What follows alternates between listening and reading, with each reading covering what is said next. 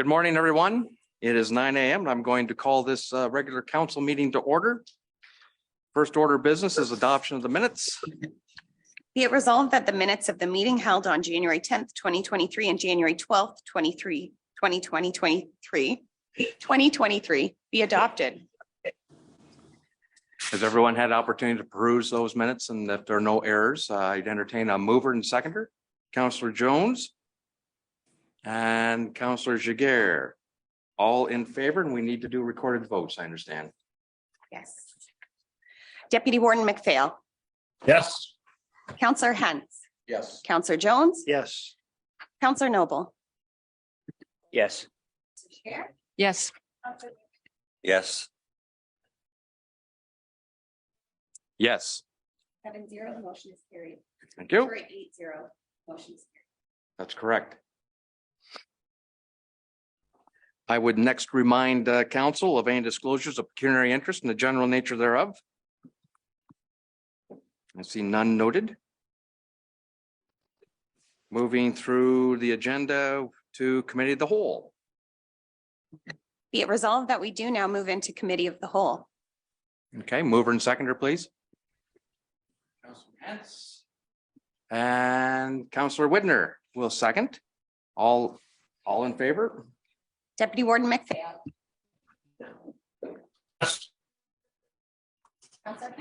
Yes. Councillor Jones. Yes. Councillor Noble. Yes. Councillor Jaguar. Yes. Councillor Widner. Yes. Mr. Warden. Yes. 8-0, the motion is carried. Thank you. Section 6, reports of council, outside boards and staff. 6.1 from the General Manager of Engineering, Planning, Enterprise, Deputy CAO, Elgin County Standard Contracts Documents, Supplemental Specifications. Brian, if you would. Thank you, Mr. Warden. Through to council, good morning. This is an information report simply to advise council of a collaborative effort undertaken in partnership with municipal staff from West Elgin, Southold, and Malahide as it relates to the generation of and preparation of supplemental standards in support of detailed designs, future detailed designs, whether those be undertaken by the county or by the respective municipalities. In the absence of existing design standards at the present time. So with that, I'd be happy to answer any specific questions. I do apologize. Much of the content is technical in nature, but happy to answer any questions. Thank you for the report, Brian. Does anyone have any questions for Brian? And I will admit it's a long report.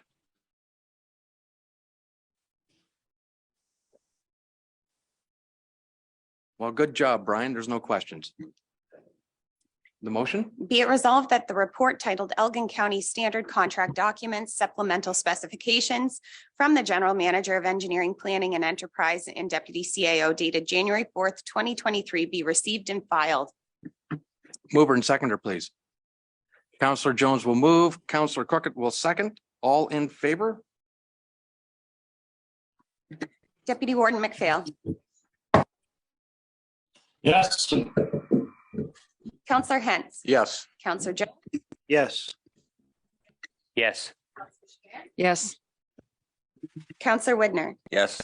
Councillor Crockett. Yes. Mr. Warden. Yes. 8-0, that motion is carried. 6.2, General Manager of Engineering, Planning, Enterprise, Deputy CAO, Easement, John Street Bridge Culvert. Brian, please. Thank you, Mr. Warren. Through to council. This is once again a staff report seeking council's authorization to permit the warden and CAO to execute documents necessary associated with an easement agreement pertaining to a county bridge structure that is partially facilitated or located on private property. So with the consent of the property owner, they've agreed to enter into the agreement, which is attached to the staff report. With that, I'd be happy to answer any questions. Thank you for that report, Brian. Any questions?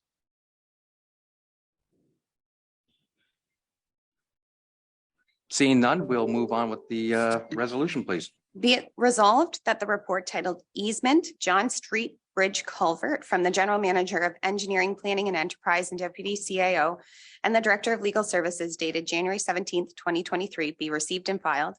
and that County Council authorize the Warden and Chief Administrative Officer to execute the transfer of easement agreement substantially in the form attached to the report to Council as Appendix A, as well as any authorization and direction and or other documents necessary to give effect to the transfer of the easement from the current owner to the Corporation of the County of Elgin. Okay, mover and seconder, please. Councillor Cookett and Councillor Hentz will second. All in favor? Deputy Warden McPhail. Yes. Councillor Hentz. Yes. Councillor Jones. Yes. Councillor Noble. Yes. Councillor Shanahan. Yes. Councillor Widner. Yes. Yes. Mr. Warden. Yes. 8-0, the motion is carried. Moving right along, section 6.3 from the Chief Administrative Officer, amended Land Division Committee bylaw 2305. Thank you, Mr. Warden. Through you to members of council. As we prepare to onboard a new land division committee for the next term of council, the purpose of this report is to present some necessary amendments to the bylaw that prescribes the procedures for the governing, calling, and place and proceedings of the land division committee. So the proposed amendments are included within the report, but I would be happy to answer any questions you may have. Thank you, Julie, for a report. Any questions? Does anyone have any concerns?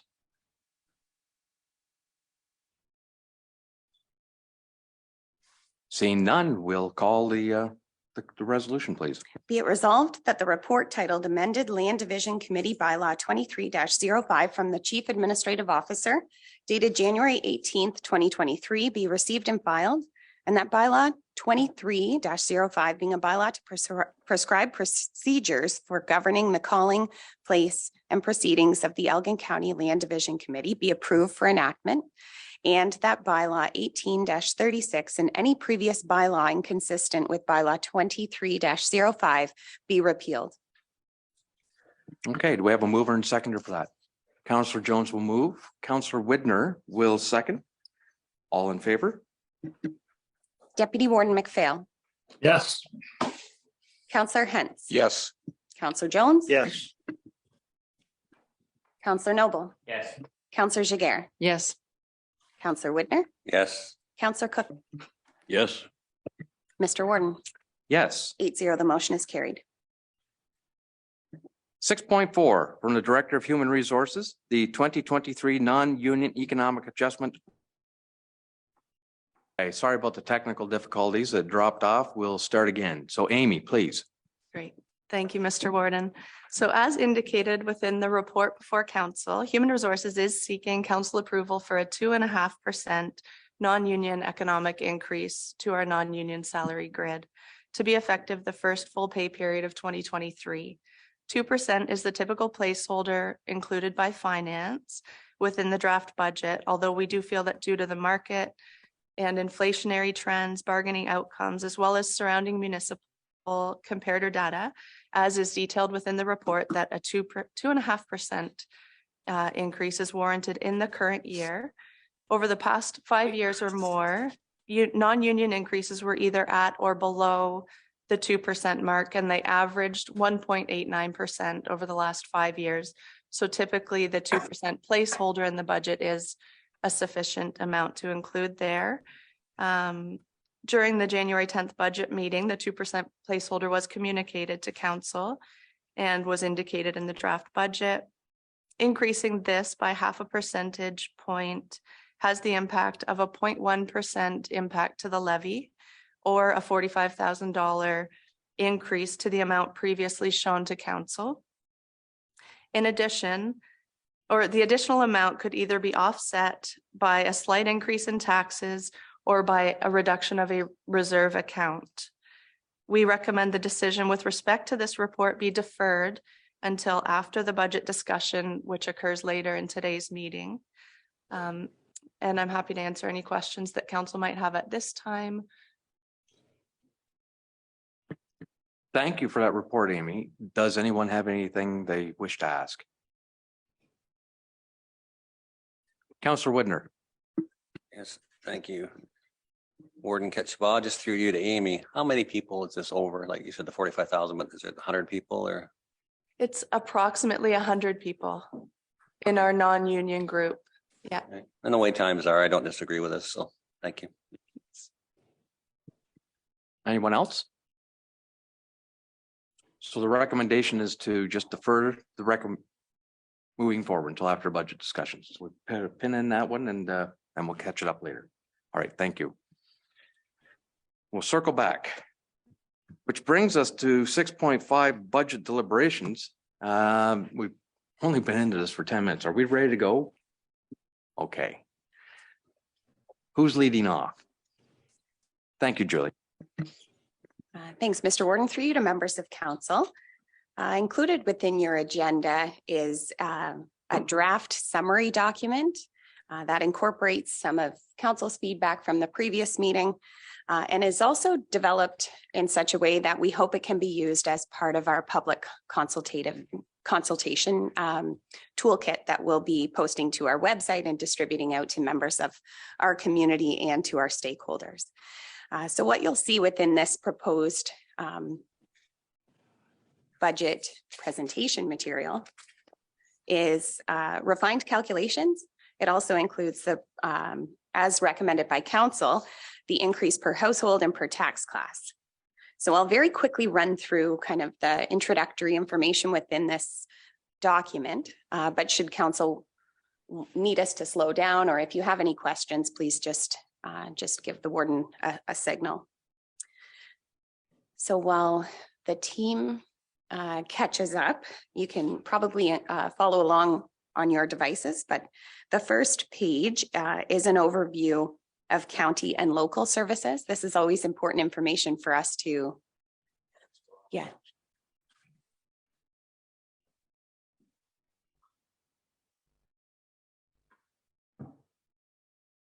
Still good? Okay. Sorry. Thanks. No problem. So page 3 of this document, which is kind of the first page beyond the table of contents, provides our community and members of council with an overview of services provided by the county and a bit of introduction to the upper and lower tier government structure that we have here in Elgin. This is followed on page 4 by a bit of background information on the budget process that we've followed. And it also directs our community to a video that we developed a couple of years ago to help support our community in understanding how our budget process works. The next page provides information about property tax bill, just again as a bit of education for our community. And then on page 6 is the tax class breakdown. And again, this just uses the 3.676 tax increase placeholder that we were following from our last budget council's budget meeting, which was meeting number 1. So this can all be adjusted and is totally dependent on council's direction and is really just presented to you so that you have some sense of what the visual depiction would be and what the proposed tax implications would be for each of those tax classes, again, sitting at a 3.676. Page 7 reviews the budget process that we have followed. And then we have taken the information that we presented to council on the next 3 pages and put them into pie charts to help people understand what money is coming in as revenue, what money is going out as expenditures, and proposed capital investments for 2023. So with that, I will. Is Brian Michelli on the line? Oh, right. Do you want to cover his quickly, Jen? So each department, briefly, we put in a description of what we had covered in the last meeting. So for cultural services, it just talks about the 10 branch libraries and a little bit about what they do. The library gives free access for diverse collection of materials and why they do it. So a little bit of the history for the ratepayer so they understand the reason why that service is provided. Oh, there he is. I'll defer to Brian.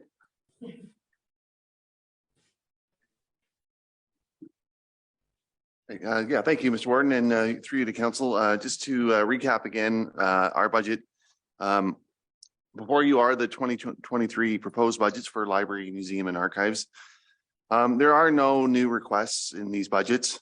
The library budget does integrate pre-approved costs for leases, which came into effect in 2023, as well as software costs for our new our new contract for the library's catalog, and that's within the IT budget. We have deferred purchase of the library van as outlined in the previous meeting, and the $61,500 reduction in the budget for anticipated Elmer lease costs has now been removed from the budget as a result of council's direction.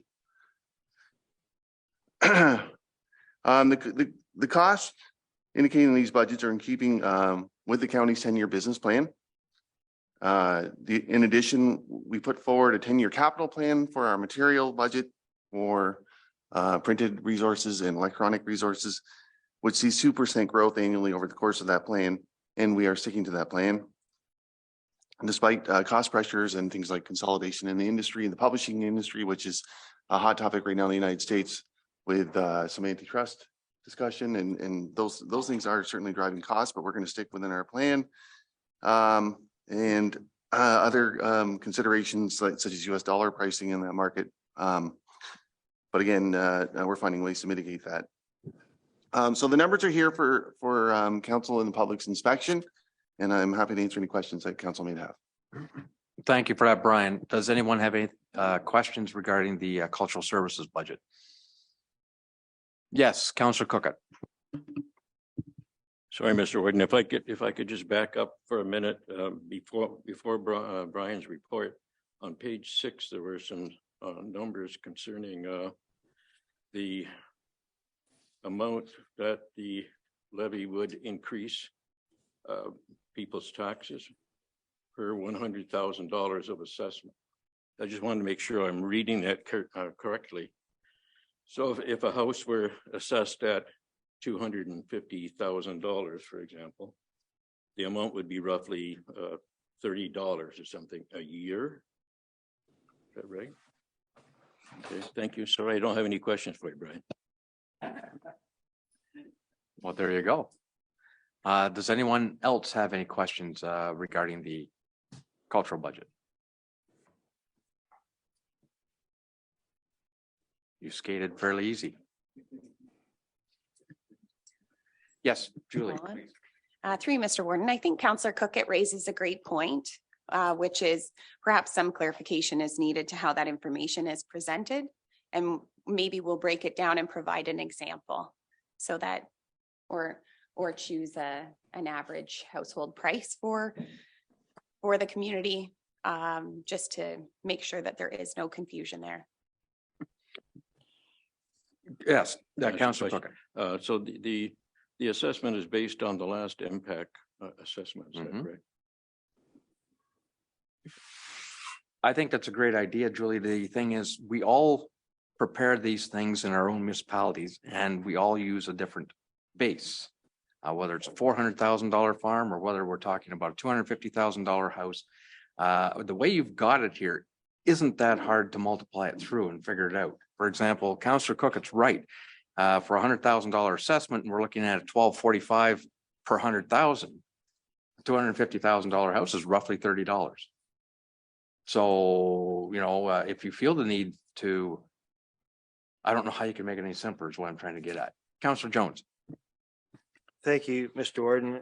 And also, just coming back from Roma conference and sat through a impact presentation. It's also a very confusing thing in the public that they think once this new assessment comes forward, that they're going to be paying twice as much in taxes. And that's not true.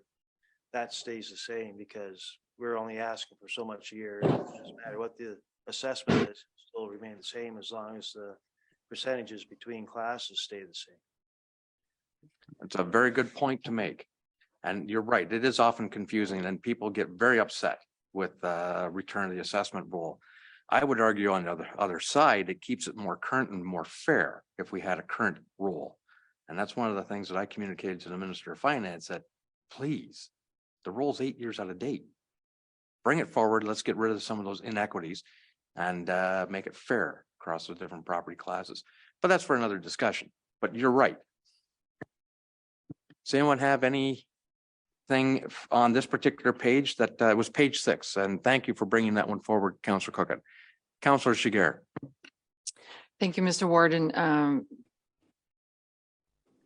I think my suggestion, personally, I do like the breakdown per 100,000 because then everybody can do the math, and we're staying away from saying things like the average home, which then gets people reacting. That's not the average home, et cetera. So what I'm thinking, perhaps to further increase the clarity, if possible, because I think this is very well done, is perhaps changing the order. I think where you have the total revenue, page 8, it says the total revenue is $92 million. And I think to try to help the public understand then what they're paying and the increase they're paying is actually to then contribute to this revenue.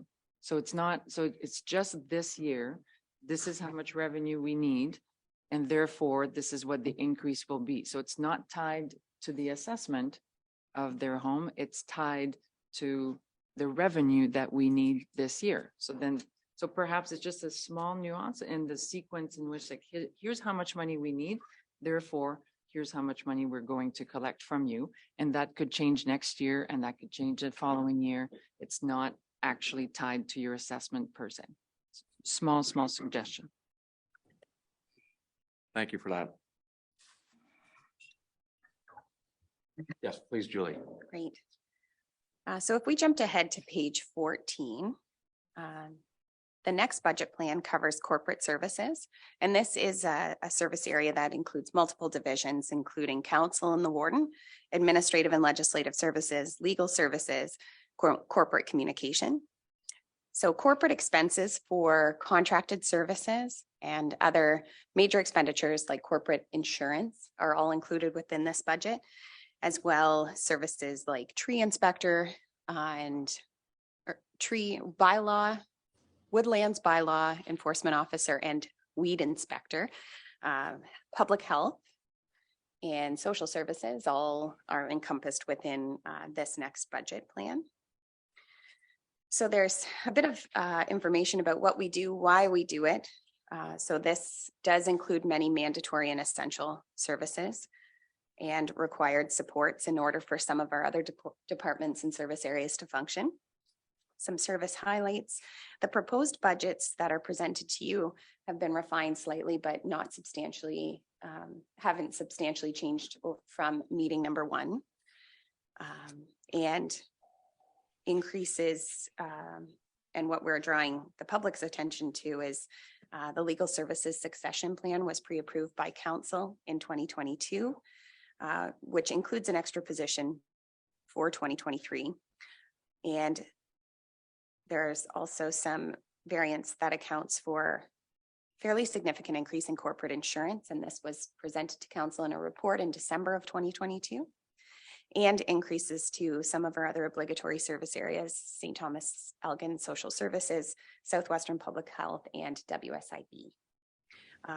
There is information about how this links to council's strategic plan and other corporate documents, and also directs the public to a couple of important corporate resources. But I would be happy to answer any questions you may have. Thank you, Julie. Does anyone have any questions on the corporate services budget? Yes, Councillor Noble. Through you, Mr. Warden. With the extra lawyer that we have, is there an opportunity for more revenue? Absolutely, that's the plan. And I think Julie's done a very good job of highlighting that a lot of the things that we're asked to do at the municipal level, they're mandated. Like, we have very little discretion. And it's a sobering thought, particularly for people who just get on council and realize that, wow, the province really does run our lives. Great. So the next budget plan is on page 18. or council agenda page 167, and this is the emergency management budget. So this service area covers emergency response plans, community emergency management planning, administration of the Elgin Middlesex Regional Fire School, and the provision of emergency medical services. This department includes 3 full-time staff members and our manager of emergency management and manager of the Elgin Middlesex Regional Fire School is with us today to answer any questions along with myself. So this budget is also unchanged from what was presented to you at your first budget meeting. We do have a number of increased expenditures associated with EMS, mostly $122,000 associated with an increase in inflation for buying 2 new land ambulances for the 2023 year.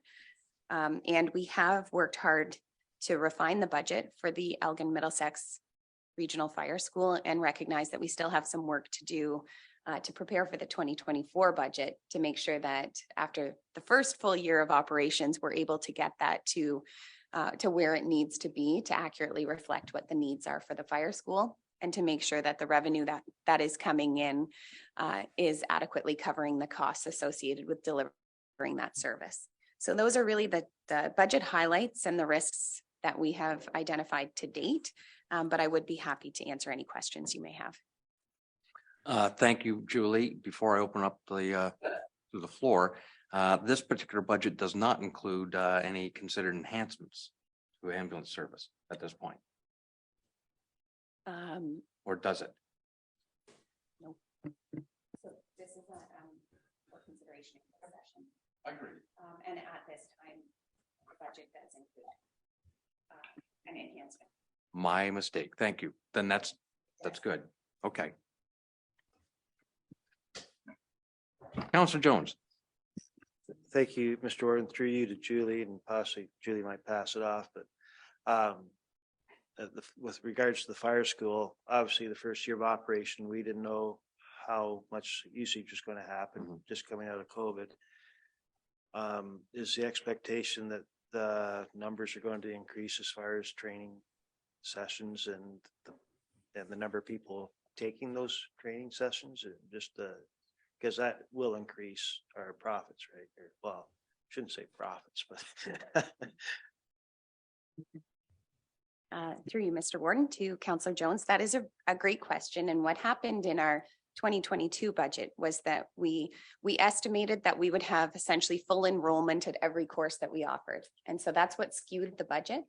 So essentially we're maintaining the level of course offerings and anticipating and just adjusting the revenue to assume that we may not have everyone who signs up for the course actually attend the course and be able to accurately budget moving forward. So I don't think it has to do with the number of course offerings. It's really the level of participation. And we were still struggling with COVID and people's ability to attend last year. So over the course of this year, with a new manager in place, we'll carefully evaluate course offerings, keep in touch with the fire chiefs and assess what courses are needed, perhaps add some through the year as needed, and then expand course offerings subject to the fire chief's needs and desires in 2024. Anything to add, Andrea?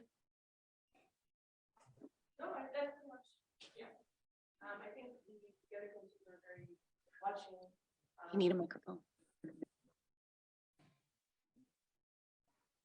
We're just keeping a better eye on, along with what Julie had said, in terms of the demand. We're trying to make sure that the courses are filled, and if not, then we can maybe postpone that course and ensure that it is a sufficient number of people in order to hold the course, so that we're not at any loss, of course. Thank you for that. Councillor Noble. This is for you, Mr. Warden.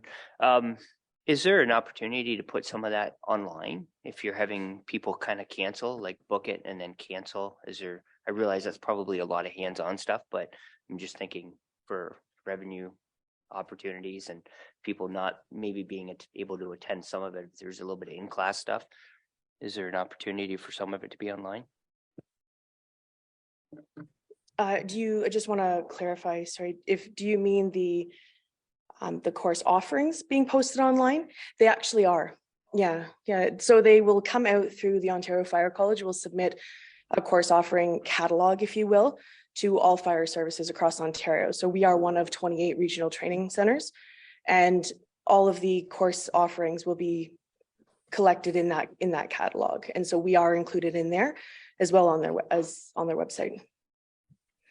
So essentially, firefighters from across Ontario could see our courses and come and take those courses. Julie. Is there an opportunity, maybe since you're up at the podium, Yeah, to offer any parts of the actual course itself online? That already exists Oh, it actually does. for most of the courses. Yeah, absolutely.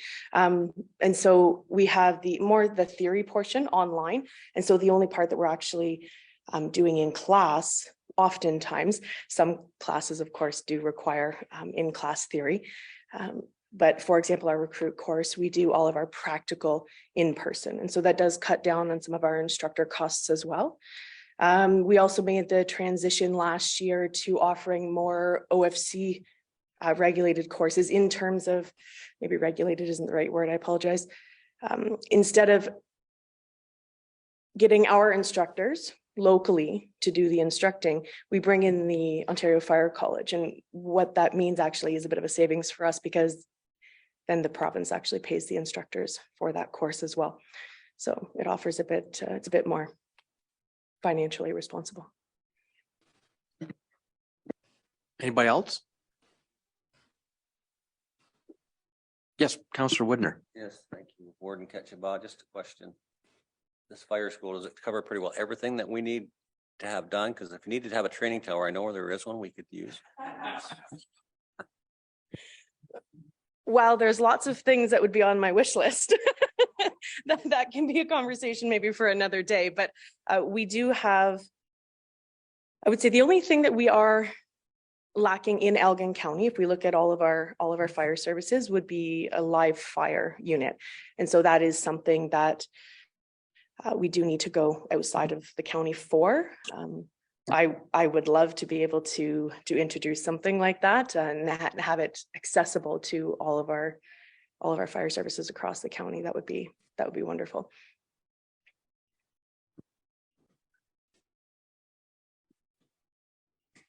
Okay, let's move on then with the next budget. Thank you, Mr. Warren, through you to council. So the next budget specifically pertains to engineering and transportation. Engineering also encompasses facilities, corporate facilities, and the budget presentation before you is generally unchanged from what was presented last time to council. It's presented so as to maintain our recommendations with respect to corporate asset management plan investments as endorsed by council, as well as to maintain a sustainable investment funding moving forward. It also ensures compliance with the applicable regulations, whether it be road maintenance agreement and or accessibility requirements that have been identified by the province. The presentation before you details what we do, what specific highlights are included in the budget, and adjustments that were made in that are proposed as well or have recently been made. So with that, I'd be happy to answer any specific questions. Thank you, Brian. Does anyone have any questions for the engineering budget?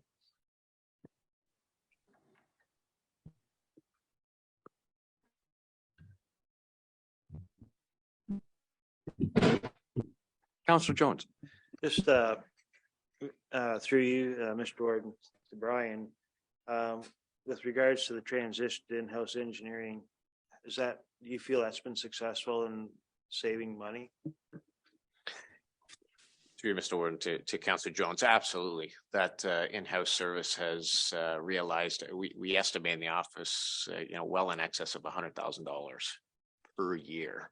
And that's taken into consideration personnel costs and other inputs and with respect to offering that service. So it has been a huge benefit and a savings to the county for sure.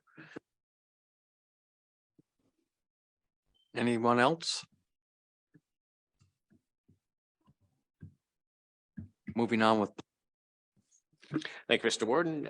Here again, the presentation before you details what we do in a better manner so as to educate the public with respect to the authority that the county has as it relates to plans of subdivision and plans of condominium approvals, as well as amendments to local official plans, etc., as well as brief additional content as it relates to the Land Division Committee and the consent approval process. The budget values are consistent with what was previously presented to council.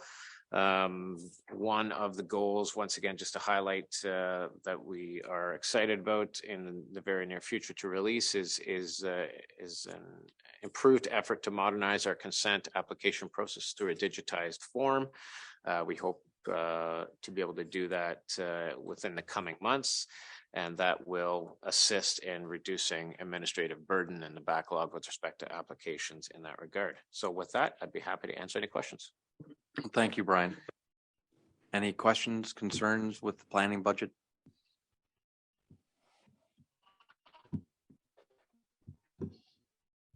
Seeing none, we'll move on then with enterprise. Thank you, Mr. Warden.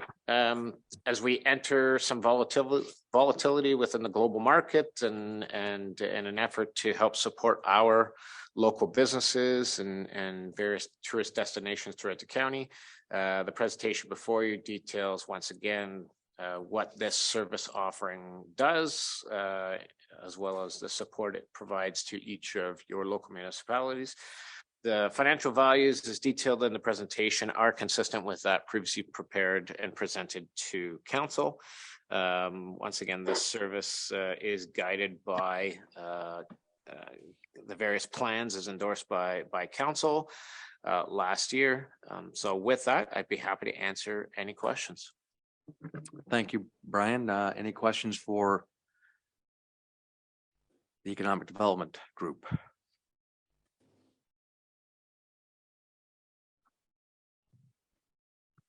Moving right along then. We're at Financial Services.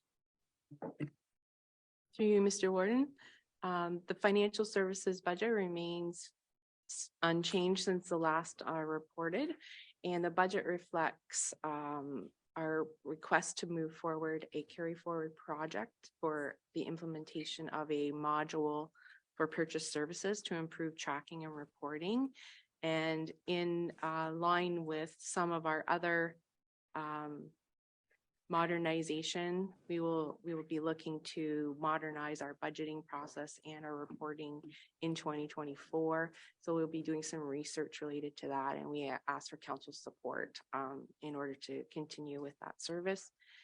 We will be finishing up the Dayforce project, and also we have modernized some of our accounts payable and accounts receivable, which will also be finishing in early in the new year. So with that, if there's any questions.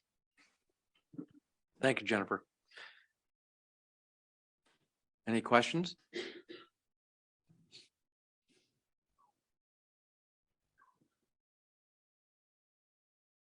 Okay, we'll move on then with Human Resources. Good morning, and through you, Warden, to members of council. For the services and purpose statements within the Human Resources Budget Plan, which is before council, the total request is for a $727,000 operating budget in order to continue to offer the services at our current level, with at least $45,000 in revenue anticipated for the provision of accessibility services to Middlesex County, and with no new requests to consider within the 2023 budget. And I'm happy to answer any questions that council may have about the Human Resources budget. Thank you, Amy. Any questions for Amy?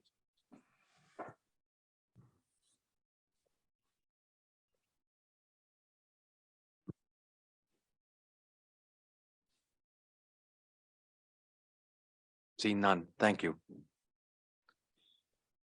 Which brings us to Michelle, Homes and Senior Services. Thank you, Mr. Warden, through you to members of council. So before you is the Homes and Senior Services budget plan for 2023. Of course, we provide 24/7 person-centered care and services across our 3 County of Elgin long-term care homes, and we deliver mandatory programs and services to 247 residents across Elgin County. If we look at the budget highlights, the proposed budget highlights, looking at modest budget increases that are reflective of legislative mandates and incorporates the funding initiatives from the province, as well as our case mix index funding. The budget reflects staffing enhancements which were previously approved by council in 2022. And there is a request in the budget for a temporary part-time clerk for 6 months across each of the homes to support scheduling and robocall implementation.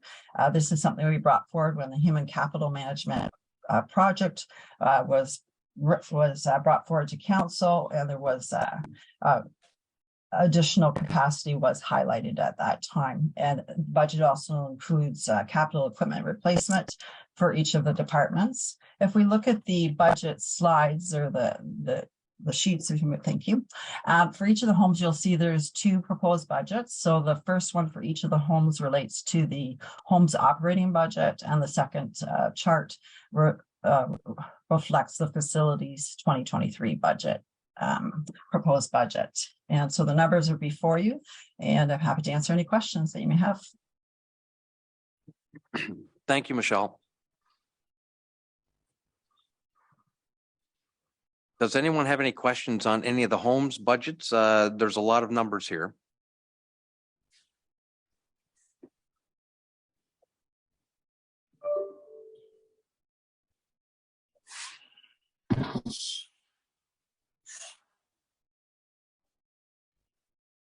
It's a lot to digest, I know.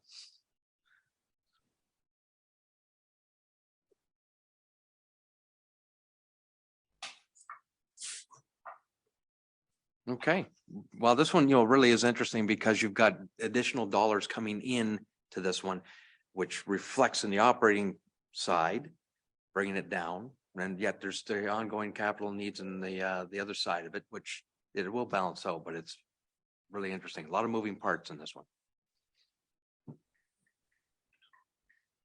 So with no questions on that one, we'll keep moving ahead. Great. So the next budget plan is Information Technology Services, and this is on page 39 of the proposed budget plan and page 188 of the agenda for those who are following along. So IT services provides stable, reliable, and secure operation of the county's server and network infrastructure. We also provide services to 2 of our partner municipalities, the Municipality of Central Elgin and the Municipality of Bayham. We do have 4 full-time staff members, and our team is supported by managed IT service provider, Stronghold IT Services. So IT is critical to the effective and efficient delivery of municipal services. And that is a support department that touches every single department and service area within the county.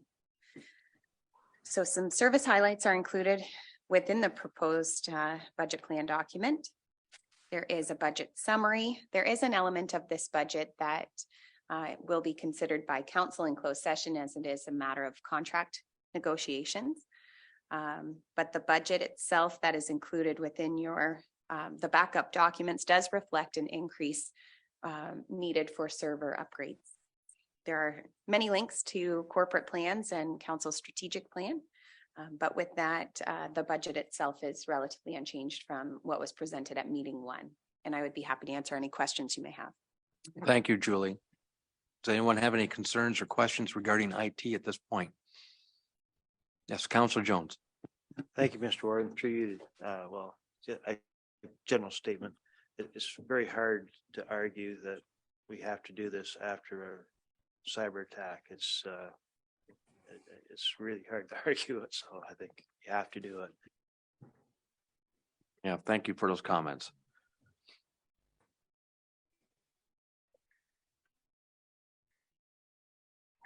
Okay, let's move on then with the POA. Great. So page 41 does cover provincial offenses administration. And this service area administers the county's court services, including setting trial dates, collecting fines laid under the Provincial Offences Act. It does have a team of 5 full-time staff members. And we do this because we are defined as a municipal partner by the Ministry of the Attorney General for the purposes of administering this service. And this is a service that we administer on behalf of our local municipal partners. And we collect a 10% administration fee in order to provide this service. So there are some service highlights from 2018 on. The budget is unchanged from meeting 1. No new requests for consideration in the 2023 budget.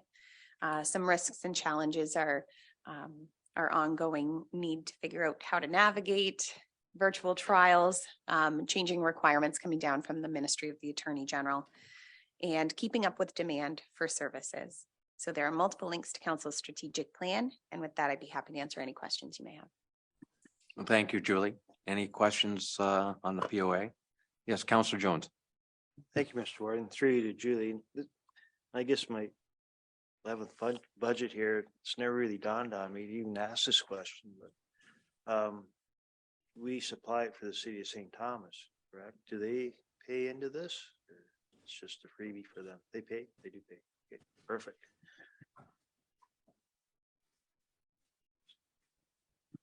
Any other questions?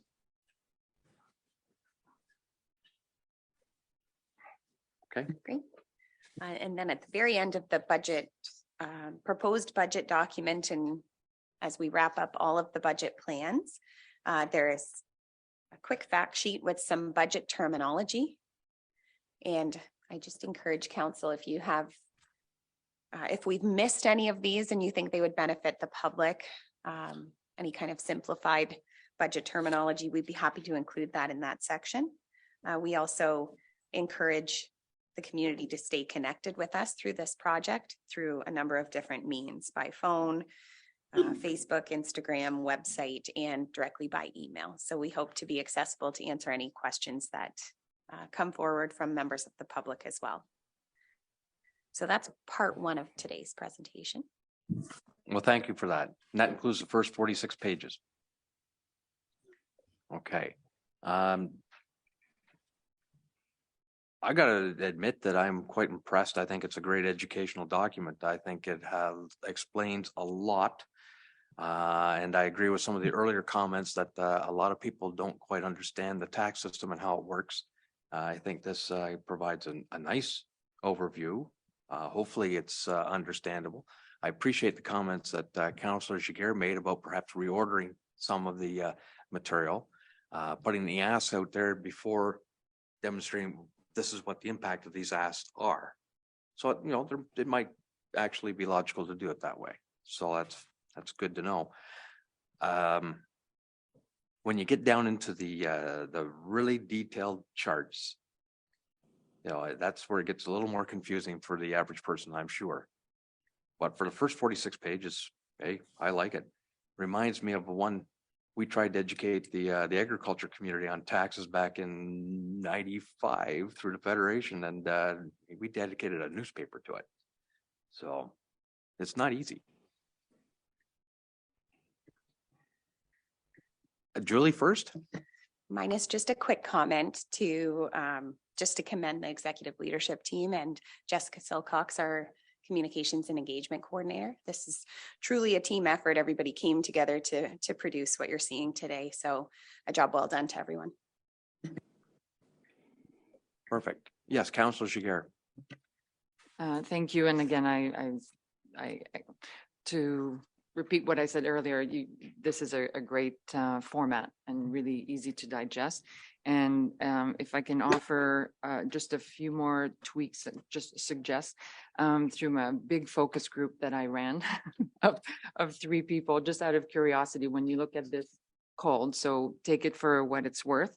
But so little comments were, so for example, when we say budget ask, it feels a little bit jargony. And I think what all we're trying to say is that it's a change. because we use the word change, like budget change in the right column. And then that same number is repeated on the left in green, and suddenly it's called budget ask. So there was a bit of like, why don't we just say budget change and just repeat? And then, so just underneath that, I think it says proposed budget highlights, which if you want to get picky, even grammatically, it almost sounds like it's a proposed highlight. But really what I think, if I look at each department, what I think that section is about is sort of an explanation for the change. Certainly that's what I would expect, is coming right underneath a budget change. I think there's a need to really, and maybe some of those bullet points will need a little bit of tweaking, but as a member of the public, I would want to know if you're asking or you're changing the plan budget, by $48,000, for example, why? So that's, and I think by changing the headline and the header, that would provide that clarity. And I think in the section before that, where you say, I think we use again service highlights. So the reuse of the word highlights gets a little bit confusing. And when I look at all the departments, in fact, what it looks like is key achievements or special initiatives completed.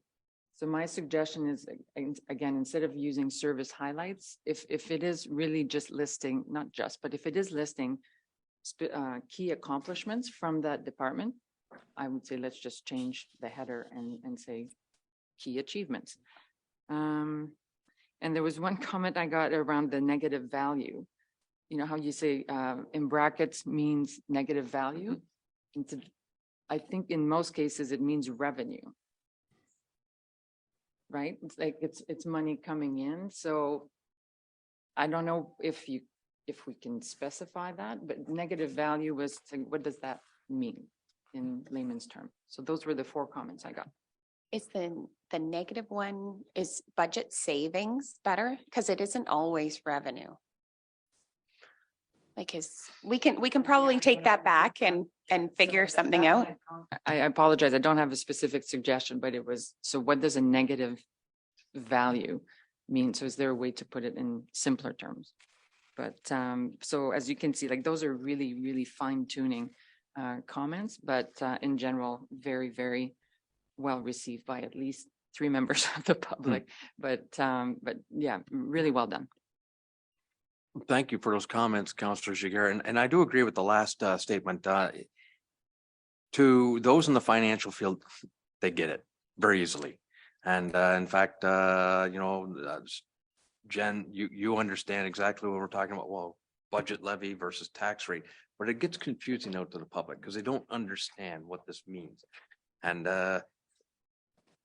yes, I agree. Budget savings, what does it mean? Like negative values? Okay, yeah, I can do the math and I know what impact is, but if you're not willing to do the math, it's not easy to figure it out. So I see what she's getting at. Yeah, Councillor Cookett. Thank you, Mr. Warden. Perhaps I missed the numbers, and if I did, I apologize, but our town budget usually lists the total assessments by category, whether they're assessments residential or commercial or industrial, and it gives people an idea of how much revenue comes from each category. And I think it would be useful to kind of see that information for the county.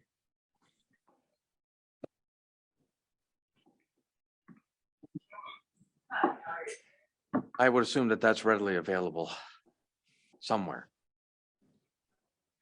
Yeah.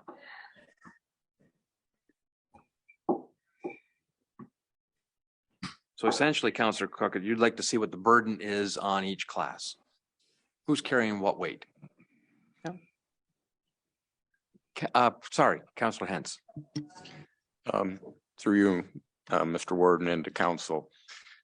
It's in a format that I can understand and I think council can understand. And most of the public that's interested can understand. The dilemma we have in our municipality, there's only a handful of people that pay attention. So anything we can do to get the news out is the biggest challenge I see in Dunwich anyway. We have one or two faithful people attend council meetings, and they will be at our budget meetings. We're having budget open houses. I hope we have participation, but that's the challenge out there. And then after the budget's done, you get the complaining afterwards. So that's the biggest challenge we have. Thank you. Absolutely agreed. It's communicating, it's trying to get the point across, but communication is a two-way street. If no one's communicating back or reading it, but coming to you well after the fact, it's a challenge. So this, I think, is a good document to help try to educate and communicate. And I do like the idea of how do we demonstrate this is where the burden, this is where the bulk of the taxes, or this is how it's divided up across our properties.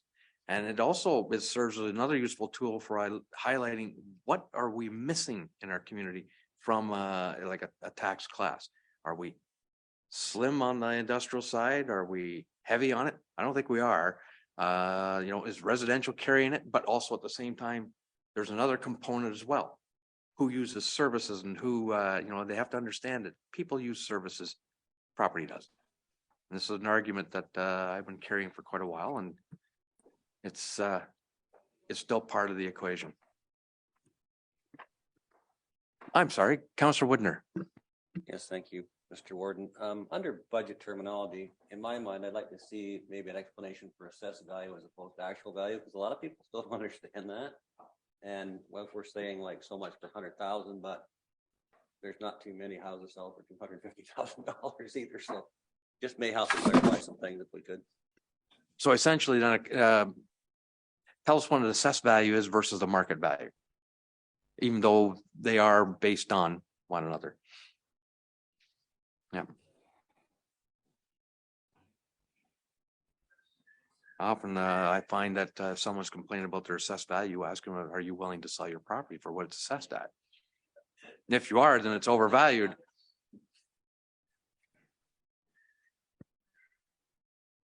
Okay, proposed, where are we going from here, Julie? Going into the tables? All right. Part two is presentation that we have with some. Oh, wonderful. It's 10 o'clock. Does anyone want a comfort break before we move on? I think we should. So 10 minutes. All right. Well, welcome back. And we'll carry on with the second part of the budget presentation. Through you, Mr. Warden, two members of council. We are starting on page 247 of your agenda, just so that you get caught up with where we're at. Page 248 is a budget meeting recap. Staff have provided a quick recap on the highlights from meeting 1. The county budget is guided by the priorities outlined in the strategic plan and the service delivery review. These are documents developed at the council level that set direction and guide decisions during their term. The budget survey, which was completed later in 22 by members of the public, is not representative of the population as a whole, but its results were used by managers to enable some community input early in the budget process. The 10-year plan is developed by each department annually, and it relates to individual departmental service plans and incorporates inflationary expectations and asset replacement needs to ensure that nothing is overlooked. This plan is providing an overview of the effects related to how decisions are made now impact your future. Throughout the development presentations, Council heard more about the identified budget risks and opportunities. Inflation, staffing shortages, technology and software were themes impacting all departments and are expected to continue throughout this year. Some county services are mandatory or legislated, and some services are discretionary, which have been added in response to community need. On the next slide, it outlines the budget methodology. Municipalities are only able to are permitted to take on long-term debt to pay for capital projects and are required to fully fund their net income plan by the end of each fiscal year. Net income contains all the revenue necessary to accommodate debt repayment and operational and capital budget needs. Net income does not include capital expenses, and as a result, the county's net income budget number usually appears in a surplus position, but this surplus is fully utilized on the capital expenditures and is not in excess of what we need. Amortization is a non-cash expense item funded through operations that is used to support the capital budget along with other funding. The summary of budget 1, the budget levy was presented as a 3.676 increase over last year with an anticipated growth of 1.73%. This scenario included the needs to utilize 1.6 million of capital reserves, and which was saved from prior year closed projects. Here we show the total revenue is 91.8 million. The total operating as 69.3 million, the total capital 23 million, and debt repayment 1.1, with use of reserves as 1.6. The total levy portion, which is included in the revenue, is 42.3 million. In budget meeting 1, we showed this as the net income of 10,107,383 as a surplus. We removed the 3 revenue items that were flowed through the net income that belonged to capital to bring us to 4.433 surplus left in our net income. After applying the non-cash amortization to capital, we are showing that we have $16,818 available from levy raised for capital projects. On the next slide, the total capital project needs for 2023 were $23 million. After we removed the levy available for capital projects of $16 million, we are left with a shortfall of $6 million. The shortfall is then funded in part by OSIF and federal gas tax, which we identified earlier as specific to capital projects. We also have to take into consideration the debt principal repayment, which is not included in the net income. We are able to earn extra income on our unused capital carry forward projects, which should enable us to find an additional $22,000 to fund these needs.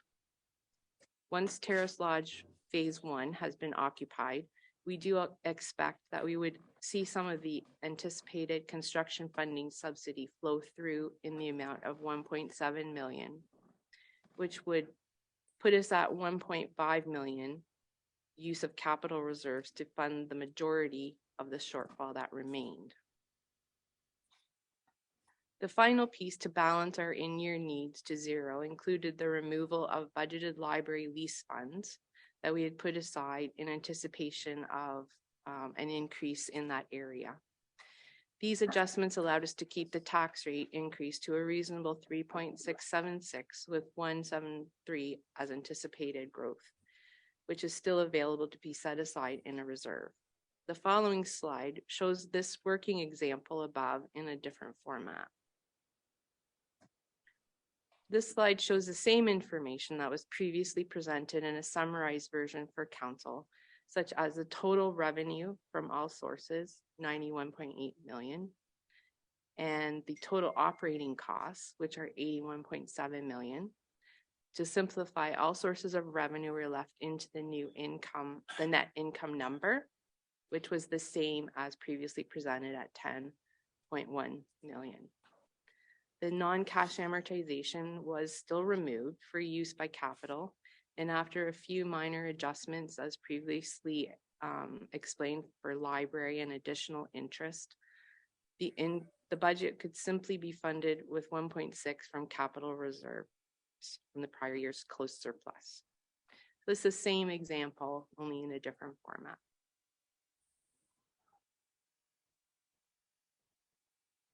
At the last meeting, Stephanie, the next slide, please. Sorry. For meeting 1, staff received council feedback that included a need for some further refinements and a question related to providing a possible scenario to further illustrate what a 2.9% tax increase might look like. The final calculations were to be further refined, and staff were able to include the impact of increases per household by tax class for the general public. This year, council has requested that a period of public consultation be added to the budget process. In order to facilitate this, a document was created, which you recently saw for this purpose, and brought back to this meeting. It was suggested that the document published by the City of London could be used as a guide to develop this document. And that is, we took that guide and several other ones and made our own. Members requested that our proposed levy increase of 3.6 be shared with municipal treasurers so that they would have the impact relayed to them at the local level, and some further information on the growth reserve and the reserve policy in general could be provided. So what have we done since that last meeting? Calculations were refined and are presented throughout today's presentation. Multiple departments worked diligently together to provide the proposed budget document for the public consultation period, and it will be updated depending on what council's decisions are made today before we post.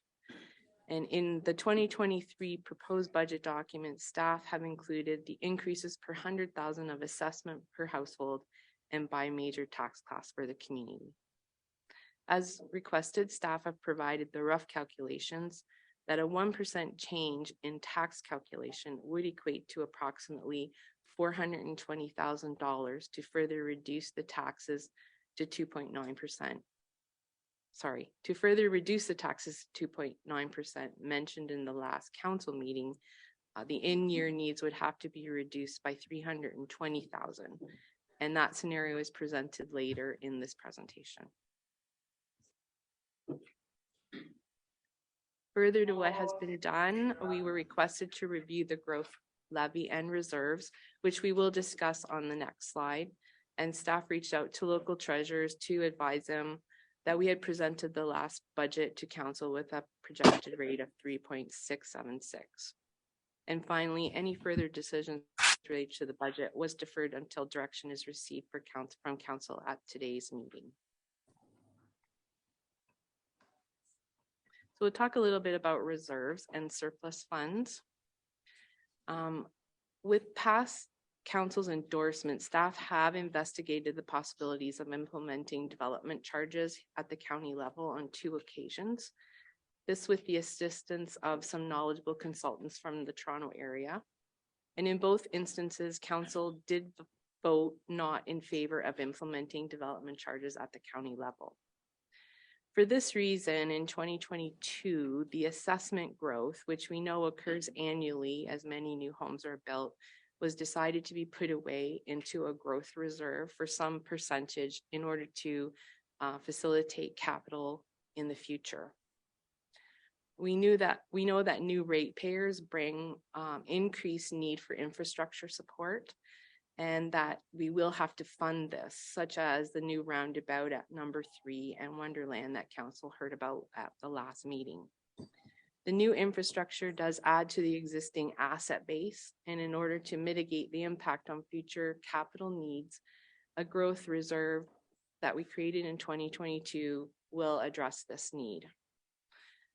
The methodology that we employed simply withholds some of the assessment growth from being used in the current budget cycle and sets it aside for the future. The rules on this type of reserve fund is not as strict as an actual development charges fund, and so it will be a little more flexible to meet the needs at our level. And just for your information, in 2022, the reserve had been set up to put aside $588,000. The amount was a little bit higher, but some of that reserve was used in 22 for the budget purposes. Jen, before you carry on, how much of that did we use to underwrite the 2022 rate? Approximately 125,000. 125,000? Okay, thank you for that. And I'm sorry, Councilor Jones. Thank you, Mr. Warren. Can we have a little discussion about this before we move on, or do you just want to wait till Jen's done this section? You can do it. I think we can do it right now. Are we talking about the idea of DCs. do you want to talk about DCs?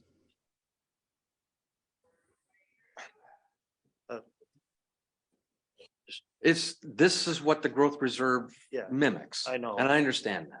So That's, go I ahead. just, and I'm a proponent of DCs, and I think most know it. The issue I have with the growth reserve is that everybody pays into it. And I feel growth should pay for growth. And I'm gonna stick to my guns on that one. And I feel this is, and everything we're talking about is based on growth right now. A lot of the things we're dealing with is growth related, and it's going to continue for the next foreseeable future. And I guess I don't feel that all taxpayers should help pay for all of this. I know obviously some of it should come from the taxpayers, but I think when you can put a DC charge in place to cover a lot of this infrastructure that's happening and other services, that we should take advantage of that when we can. That's my soapbox. Well, thank you for your comments on that. I would offer a couple of things. Perhaps maybe we're positioned right, given Bill 23. We don't know what the impacts of that is or are at the moment. The second thing, there are certain capital components. You're absolutely right. If it's a wastewater line or something that has to be go into for a new subdivision, I get it. You're right. If it's a new roundabout, say at Elm and Centennial, yeah, there was growth that caused the traffic impacts, but everyone's going to benefit from it. So there's an argument from a benefits charge or a benefits principle. We all absorb it. We know that the one that's proposed for, well, number 3 and Ford and Ron McNeil, that, yeah, hopefully the province is going to step in on that. And you're right. But we don't have a DC at this point. And it's kind of moot because even before we had any kind of accumulation to help out with that project, but you're right. If the county had foresight in the past, maybe you would have. I guess I'm on the other side. I like DCs at the lower local level, but I've just hadn't been sold on it at the upper tier. But that's up for council to decide. Do we want to talk about this anymore or just carry on with the budget? Thank you. But it was a nice sidebar. Please, Jack. Through you, Mr. Warden, to council. So how do we build our capital and other reserves? We talked a little bit about how we build the growth reserve, but how do we build the capital reserve? So at the end of the year, capital will hear about surplus or deficit performance on budgets related to closed projects and operations related to our year-end audit. These are known unspent or overspent funds that are identified at the year end and when projects are closed and completed. Where possible, we set these funds aside for use in the future, which will help to smooth or mitigate spikes in tax rates and reduce the need for debt, such as we are doing in 2023 with the capital reserve. Since this closeout procedure does not take place until well after budget is set, it is not our practice to rely on current year-end surpluses to fund our incoming budget year needs. Projects that are not completed in year are called carry-forward projects. The budget and the cost for these projects will be carried forward into the current year to enable more time for completion. Some large capital carry-forward projects may move across several budget cycles, and where possible, the budget funds can be raised over these additional budget cycles to avoid spikes and to fully fund their budget requirements. However, in most cases, carry forward budgets are already raised in full during the prior year cycle and have no monetary impact on the current year. These previously raised funds are reserved to enable projects to be funded into the current and future years. So since January 10th, staff have implemented the changes that were earmarked in the last budget presentation. Funding was also received for a bladder scanner for the homes, and removal of the library costs and increasing the interest rate in year adds 84,000 to the net income as per the January 10th presentation, with the additional revenue for the bladder scanner of 7,000 increases it to 91,000 additional revenue. On January 10th, council also heard that there was savings on the roundabout tender for Centennial and Elm. It is important to note that this information was not included in the budget that was presented on January 10th and now offers an opportunity for discussion related to its use or non-use in 2023. We'll just talk a little bit about deferrals. So on the capital side, early in the budget presentation, budget deliberations, it was recognized that our capital plan would not be able to be fully funded in 2023 without a large spike to our tax rate. So the Elgin leadership team, the executive leadership team had discussions surrounding this topic, and what are we willing to give up was one of the things that we talked about. And we identified that there was a deferral of some large capital projects, which would decrease the need for in-year funding and a significant tax increase. Deferral does have the risk of putting pressure onto future years, and there will be a need for further discussions to be made in 2024 budget year and beyond in order to keep the tax rate increases reasonable, with the goal of still providing quality roads and services within the parameters of the recommendations that will be presented by the transportation and asset management plans. Deferrals in this year were related to 3 projects: Fillmore Bridge, Road 16, and Road 26, for a total of 5.8 million. The 2024 capital budget, with deferrals outlined here, currently sits at 27.6 million. In comparison, the 2023 capital budget was presented at 23 million. So as we look forward, this brings to light the fact that the 24 capital budget, without any further deferrals, would require 4.6 million in additional revenue in order to fully fund the projects in that year. So considering on January 10th, council heard that Centennial and Elm Street roundabout tender came in under budget, $866,000. The savings are directly related to capital, and it would be reasonable to take some of the pressure off of 2024 at this time by reinstating some of the capital needs back into the 2023 budget that had already been deferred. Staff suggests that reinstatement of 300,000 be allowed for the 2023 so that the additional capital needs of Fillmore Bridge can be fully funded in preparation for completion in 2023. The reinstatement of the Fillmore Bridge budget needs would result in the savings from the roundabout being reduced from 866 to 566. But this move will help reduce the dependence on tax increases in future years and top up the existing budget for this project to be fully funded and enable completion.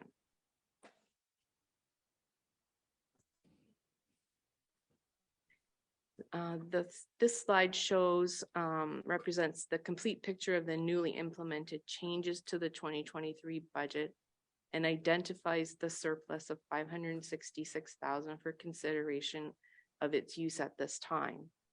The remaining surplus represents an opportunity to discuss scenarios using a real-time example. Staff have identified 3 possible options related to the use of the surplus of 566,000 in order to provide direction on the use, in order for council to provide direction on the use of these funds. So the 3 options are: option 1 would be to reduce the amount of the capital fund that we need from 1.5 million as originally represented, or 1.6 as originally represented. Option 2 would be the use of the surplus to reduce taxes. And option 3 would be a hybrid of option 1 and option 2. We will discuss what these options look like and provide context related to the implications of using those funds for each purpose. So option one, the current capital reserve holds 2.1 million at the end of 2021. And if approved, the savings of 566,000 would be returned to the capital reserve for use in future years. As mentioned, council will have the opportunity to review any surplus or deficit at the end of 2022 and would be advised of any amount applicable to be put back into the capital reserve, which would also be available for use in the 2024 year. So the following slide just provides the overview of what that looks like. So we have 2.14 million. We plan to take out 1.5 million. That would leave us with 0.5 million. And if we add the funds back today, we would end up with 1.1 before we would put anything away for 2022.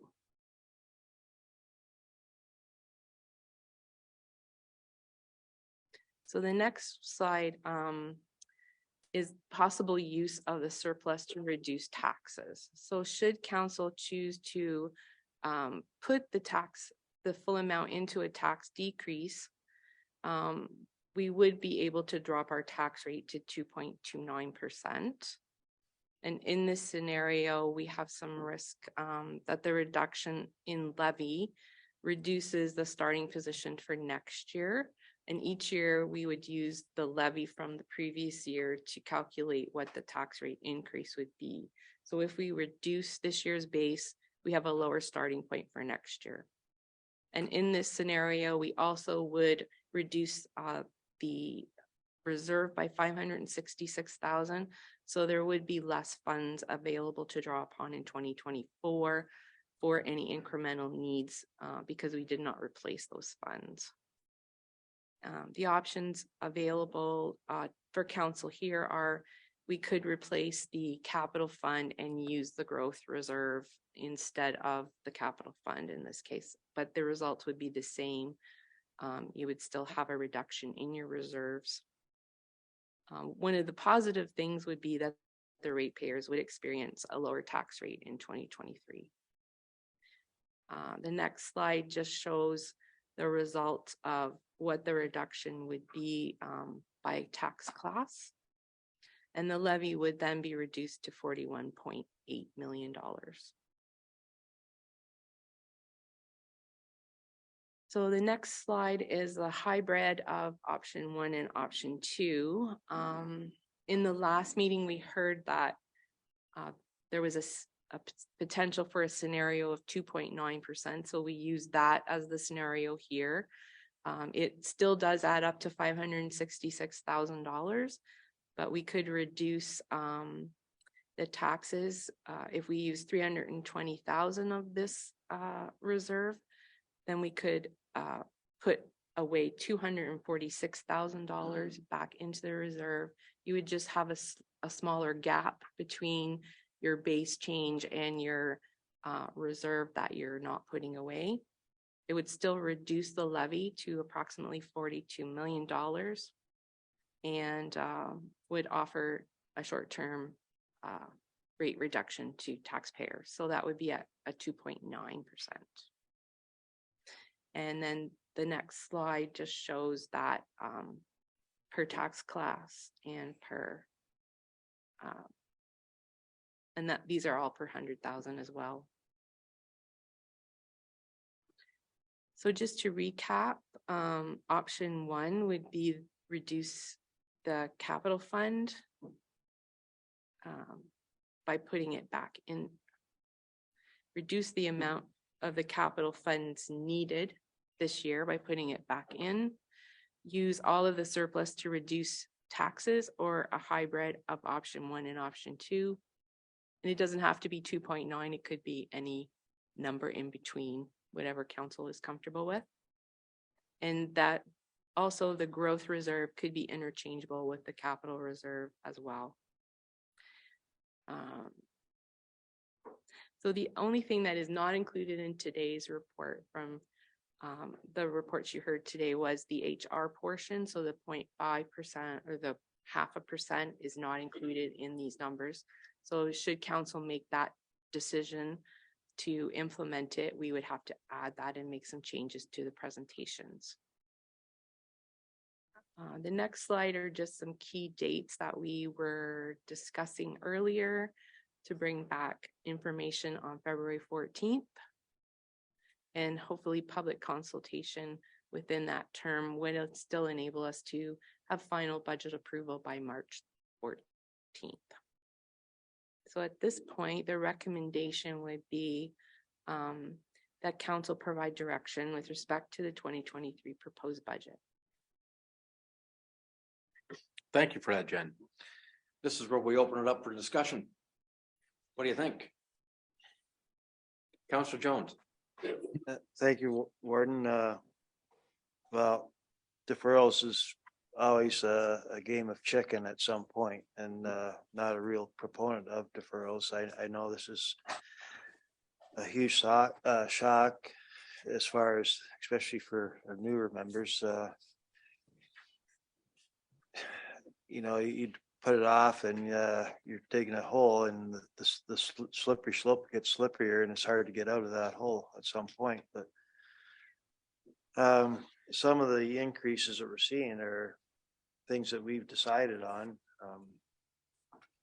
that I think people in the public want or need. So it's hard to justify taking away projects when some of the decisions we've made here for enhanced services is part of the reason why we're in this position. Thank you for those comments, and I have to agree with you. Kicking the can down the road often leads it to be a bigger can, and something that is more troubling to deal with.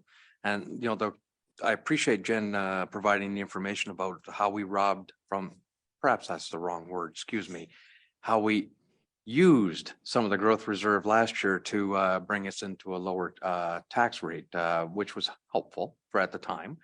And I also recognize that what staff have brought forward at this point, I think is really good. You know, I am a proponent, probably like Councillor Jones, suggesting that, you know, we put that back into the growth reserve, we've got it for that rainy day fund, because we don't know when Murphy's going to stick his head up and get us. And it's just my thoughts, but I certainly welcome any opinion around the table and what you're thinking. At this point, I think the budget doesn't look that bad, not that scary. Just hey, Councillor Jones. Murphy's hanging around. He's been here a lot lately. So please, anyone, your thoughts? Yes, Councillor Noble. Through you, Mr. Warden. I liked what Councillor Hent said earlier about the public being engaged and not really getting the level of engagement that we'd like to have. I'd like to see that the community is able to kind of comment on those three options that we were given today, just to see what, because I think they'd surprise us with their recommendations when you actually are able to look at what the cost to them directly is with the $100,000 increments. And further to what Councillor Jones said, I do like the idea of growth paying for growth, especially when we're looking at so much growth locally. I'll just leave it at that. Thank you for your comments. Mr. Warden, heading into this budget cycle with what's occurred the last year, I was very concerned. I'm quite impressed that this team has put this budget together. In Dutton Dunwich, I'm hoping we can come anywhere close to that small of an increase in the current climate. We're looking at construction costs virtually doubled in the last couple of years. And I know we've always tried to keep taxes low at the local level. And I can tell you we're paying for that now. So now we get an even more challenging year. It makes it even more difficult. And we don't know what the future is going to bring. And that rainy day fund sounds awful good to me, so I would go with option one, and that's my opinion. Thank you for your comments. And just to add our own local flavor from the Far East. We approved a budget of 6% increase. But the point is, we're laying a plan out to retire some long-term debt that we happen to acquire for 2025. And hopefully never, ever do anything like that again. And it's a tough pill to swallow. But I think if the public can see where you're going and how you strategically are setting them for growth down the road and some meaningful capital investment, I think their acceptance to it. And I think it lends itself to what Councillor Noble was saying, that if the public can understand where you're going and why you're getting there, there's a lot more buy-in. But still, it is, I think I commend the team. They've done a really fabulous job getting us to this point. Any other comments? Councillor Giguère. Thank you, Mr. Warden. I think like Councillor Noble, I agree, having additional input from the public on the various options would be interesting. And to that end, I'm wondering if we can hear a little bit more about potential consequences of deferrals. So I know we can use the metaphor of the kicking the can, but in actual terms, other than the financial deferral, what does it mean in terms of levels of service and the conditions of those roads? And is that something that is advisable? Is that sometimes a deferral, it can be a good idea, not just financially, but just on capacity. So I don't know the state of the industry now. Is it stabilizing? Is there a chance that even if we want to do something this year, we might not be able to, based on just the capacity in the industry not being there? So I'm curious to, I would be interested in putting a little bit more of a story around that to help ourselves and perhaps the public in understanding the deferrals. Thank you for those comments. Does anyone here want to make a comment on, because staff, the senior leadership team, you've talked about a couple of different projects of deferring down the road. What's the risk by doing this? Does anyone want to make a comment on that? Yeah, through you, Mr. Warden. Two of the projects for which Jen has detailed could be deferred, subject to your consent. One involves an urban reconstruction project along St. George Street within the municipality of Central Elgin. The road, that project being deferred a year or two won't jeopardize the condition of the road in any great degree. The second project along a portion of Fingal Line is improvements, roadside drainage improvements within a sag of a section of that road. There again, roadside condition is stable for the moment and doesn't pose a risk to the motoring or to the public at all. So deferral of that project a year is what's being proposed and supported by staff. The third project identified this morning by Jen being Fillmore Bridge. That is a file for which previous county council has been briefed on, and the additional ask associated with that project is just a reflection of industry pricing today and an updated pre-tender project budget as offered by our external consultant. So those additional monies are needed to realize and to proceed with award of that project at some point in the very near future. Thank you. If I may, through you, any comments about the state of the industry and the capacity of staff or the industry to complete all of those projects, even if we were to go forward with them? Yeah, through Mr. Warden to Councillor Giguère. Certainly, state of the industry with development, urbanized development petering off as a result of the economy right now. There's certainly increased capacity within the contracting sector right now, and there's a lot of eager contractors right now. And as we saw with Centennial and Elm, we were recipients of very positive, aggressive pricing in that regard. So we hope that continues for the balance of our projects this year. In terms of staff capacity, the two projects for which are being proposed that could be deferred were to be administered in-house by staff. Those detailed designs are now finalized. Will sit, for lack of a better word, sit on a shelf and be brought forward at the appropriate time. But that has freed up capacity, and that staff member will be reallocated to administer the Centennial and Elm capital project, and thereby reducing the reliance on our external consultant to perform that inspection duty. So in other words, a cost savings to the county in that regard. Yes, Councillor Jones. And I guess if these projects are deferred, ultimately that's going to defer other projects in the future as a rule. But it's a chain reaction, right? So what's the next projects on the list after that? It's, normally they will get pushed off unless they're small projects. Yeah, through Mr. Warden to Councillor Jones, we're not really seeing, or we're not projecting a significant impact in that regard. Traditionally or historically, we're completing urbanized reconstruction projects on average one every other year, every third year. So deferring St. George Street as an example a year, we don't see, based on our projected 10-year plan, having any significant implication. The Fingal Line reconstruction project is a very short project, very short timeline, and there again could be accommodated at any point throughout the calendar year. So we could easily thread that into our schedule as required.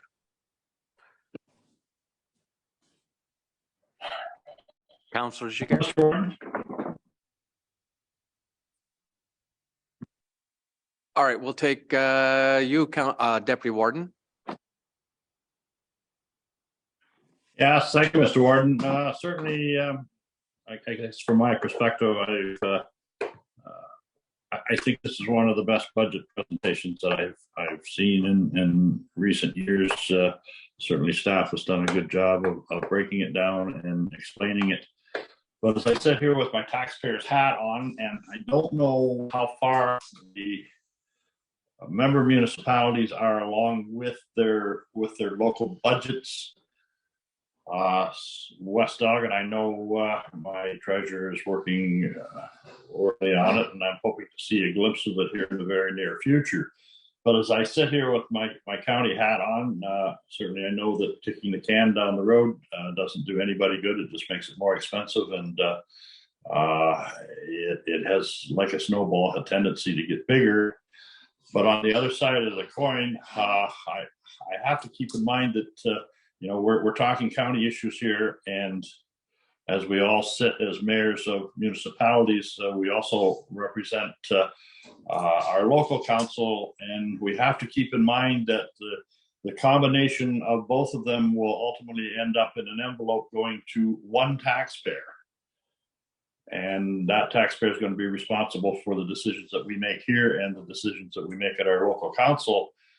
So myself, certainly, I think we've moved the ball forward quite a little bit today, but I would like to hopefully see more of my local municipality, what that budget is, and what we've had to defer at our local municipality to try to make that rate reasonable for the times that we're in. And it certainly would give me more comfort in seeing the county budget to understand, is this the year that we do move some money around and we do defer? I still maintain that we do have one taxpayer, and if we dive too deep at the county, we leave our lower tiers in a little bit of a situation that we're going to be the ones that are going to have to pick and choose what we can do and what we can't do. In West Elgin's case, it's come to the point that we are now sending more money to the county than we're keeping for our own use in the municipality. So I would like to see this be taken to the public and certainly review as much as I can with my local, and then be able to come back with a little bit more information on what the big picture looks like before we move any farther.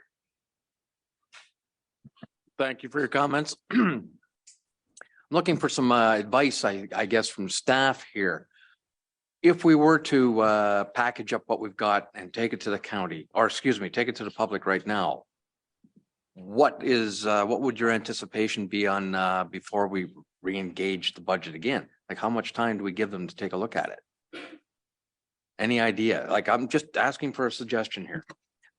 I could make a recommendation that some pre-work would be required on our end. So I think we'd be well positioned to publish materials on February 1st, hold a public consultation period until February 14th, compile that information and present it back to council on February 28th, along with staff recommendations. And I would like to discuss what options are available to my team.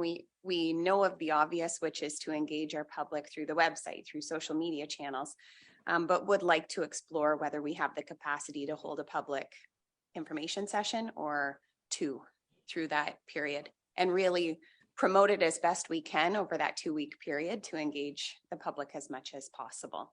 So that's just what I was looking at as we were having this discussion, but we are, it is really the will of council, and we're happy to accommodate what timelines you think are best for engaging the citizenry. Councillor Cookett.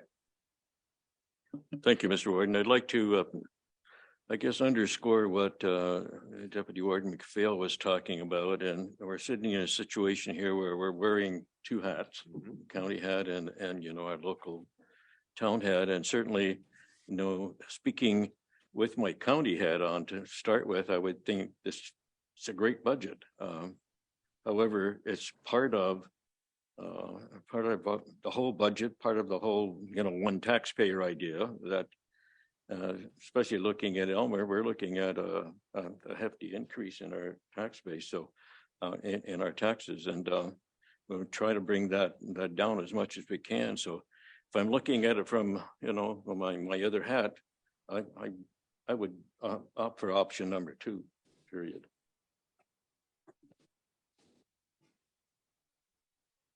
Thank you for those comments.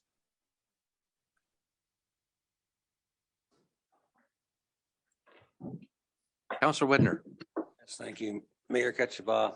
I think this is a fairly responsible budget. I don't think a lot of people understand this is a very hungry animal when it comes to eating money, but there's a lot of projects. I agree with Mr. McPhail. You've got to look after your own area, but when you drive out of your area, you want the roads and everything and all the services too. So they have to realize it has to be paid for. I don't see anything wrong with using some of the reserves for funding, but I think the public meeting would be a good thing. We may be pleasantly surprised, and I think it's a good education experience for the people that don't understand it, and we could answer some questions. So, thank you. Thank you. Councillor Jones. Thank you, Mr. Warden. I totally agree with the consultation. 2 weeks is probably enough. I'm sure all of municipal partners will put the announcement on their websites as well and social media. As far as a public meeting, I'm concerned about the cost, and the people that will probably attend it would also put something in writing on a website or email. Staff time's valuable, or resources are valuable, and it ultimately most likely have to be an evening, I would think, or partially in the evening. So I'm a little not real crazy about the actual open house or whatever idea. I know just watching our own open houses for our own, it's just it's not you have to do it or should do it, but when only 1 or 2 people show up, it's and they also made comments on the website. So Thank you, Councillor Jones. I would agree with you. The recent experience of through the planning open houses at this last year, or even the year before. Very sparse attendance in places. There were 3 of them across the county. Some attended, not a lot. From our own open house at BAM a week ago, I had 3 people show up, not make any comment. So, the point being, we can make all kinds of avenues and reach out to them all we want, but communication is still a two-way street.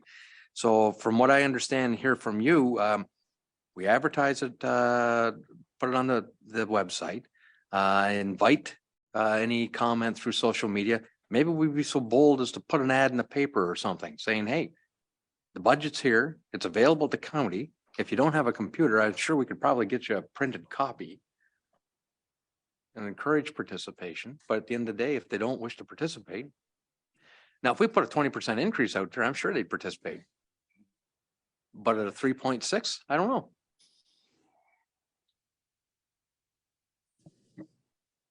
Julie, please. Through you, Mr. Warden. I think Mr. Warden? Yes, Deputy Warden McPhail. Yeah, I lots of times you do have to bite the bullet and go through the process of making it available to the public. Really, nobody is going to be too concerned about it till they get that envelope in the mail, and then that's when everybody wakes up and wants to discuss it. But the bottom line is for whatever reason, each and every one of us have taken on this role, and to be honest with you, the public expects us to work with our staff, who again had done an excellent job on this budget, and send us here to make these decisions and make them in the best interest for the general public as a whole. And I think that's what we have to do. That's what we've always had to do. But certainly, I'm just kind of asking for a bit of time before final decisions are made, that we do have an opportunity to actually see what our local budgets look like, and then come back, as I said earlier, having the full picture in front of us, just not half the picture. Agreed, Councillor or Deputy Warden. I think that's exactly what is built into this particular schedule, and I think that's the intention. You're absolutely right. There's one ratepayer at the end of the day. How does it all blended, and what's it look like? Oftentimes, we don't know the full picture until one of us pulls the trigger first and has a base to add it to, or whatever else. I'm thinking there's still time in the schedule here. We're still looking at a March finalization on the budget. So I think there's lots of time there. And I think if the horseshoe was agreeable to having a short public consultation, that's fine. That's great. And I think maybe we're getting into the weeds too much on how it's going to happen. Maybe we're not. And I think maybe I'm just a little over sensitive of renting the hall and hiring the band and having no dancers show up. So perhaps maybe the social media side and the website is sufficient. And as long as we can accommodate those who aren't tech savvy, and we have print available, should they want it. That's all I'm saying. Councillor Jiguer. I totally agree with you, Mr. Warden. We can only do what we can do, and unfortunately, there's no print media anymore. So the best we can do is certainly, you made mention of working with our lower tier municipalities to get it onto their social media, and if that's what we determine is the best we can do for public engagement, that's good. But certainly, as I said before, just in my own mind, I kind of want to balance the county and local off and have a good understanding it, because as always, you're going to have to do some explaining as to why there's a 6 or 7% increase, which is, when you take a look at inflation, I believe people are going to expect an increase in their taxes this year, and I think many of them that look around or pay attention to other jurisdictions are finding them coming in. I know at the convention, I had talked to a number of people that were looking at much more than what this county is proposing, and I think that's reflective of the staff and their ability and their understanding that we're in some difficult financial times, and they've done a good job putting it together. So I think we can move forward here, and I think it's all about, I do not like kicking the can down the road, because boy, oh boy, that can keeps getting bigger and bigger and bigger. So, you know, if we can do what we need to do, I think that's the direction that we have to go. And this group here does have to make the decision. You have two choices. Not making a decision is a decision too, but I think we have to get the information and make the right decision. Thank you for your comments. Councillor Jiguer. Thank you, Mr. Warden. So yeah, I just wanted to add that I'm always wary of speculating about attendance and then not doing something because we think people won't come. At least if we offer the opportunity for a conversation, and if nobody comes, then we can look in the mirror and say, but we offered, as opposed to after the facts, and well, you know, there was no chance to discuss. So I agree. I think staff can figure out what is the most efficient, effective, accessible way. I would say my criteria is to have a format that allows for conversation, not just comments, because a lot of, and we see it in the document, it's about education. It's about understanding the components of the budget in broad strokes. It's about understanding the impact of decisions, the impact of a deferral. What does that mean? So to me, there should be room for education, and even how we promote it and package, like the marketing of this. It's not just about, oh, help us make a decision. So I think it's more packaged and marketed as come and have a conversation and understanding the budget. And of course, then we will take those conversations back in this room and make the decision, because I agree, ultimately, it's up to us. That's why we've been elected. Well, again, thank you for those comments. I think that we're getting closer to some options or to a decision for staff here. I think the one thing we've kind of decided on from a consensus point of view is that, okay, let's go out and we'll do a little consultation with or engage the public on it. That's one. I think the thing that staff are looking from us today, though, are out of the three options that they presented to us, which one do you want to use or carry forward with that public consultation? And I've heard some comments for option 2. I've heard some comments for option 1. So we're almost to that point of making that decision. Councillor Jones. I'm leaning towards number 1. Thank you for that. Councillor Jiguer. Thank you, Keep in Mr. mind, Warden.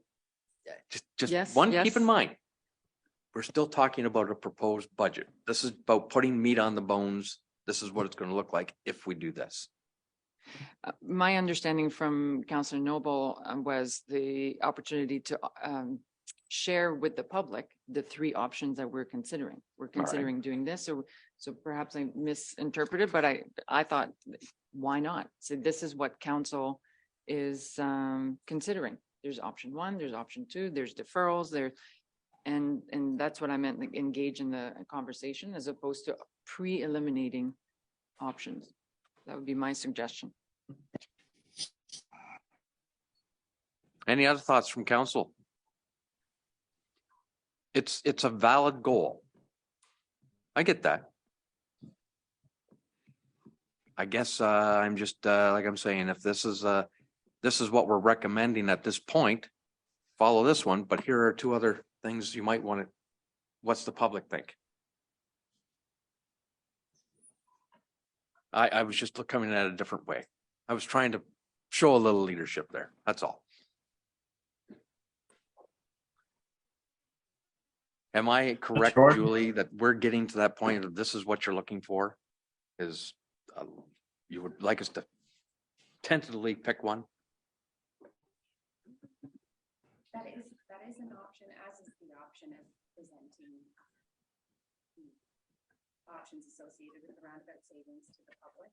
And we still have direction needed by council. Yes. Through you, Mr. Warden. So one option is to have council provide us with that direction. The other option is to present the options to the public, present along with staff recommendations at the February 28th meeting for council's consideration. And I would just note, we still have an outstanding report for consideration too. So we can make any adjustments as directed by council. And at this point, we're talking about a $92 million budget and contemplating a savings of $522,000. So in the grand scheme of what we present to the public, I don't think the impact is that great at this point. Thank you for those comments. Deputy Warden, you had some comments. Yes, just, you know, I think that, again, getting back to the people sitting around the room here making the decision, you know, staff are giving this these three options. Julie's last comment of a $93 million budget of having $500,000 to kind of up in the air of going one way or another. You know, I have to agree with Councillor Jones that it probably would be best to move ahead with recommendation number one. Then if we have a bit of wiggle room, we can find it. Maybe we need to go to two, but I think that we need to present number one as the way forward and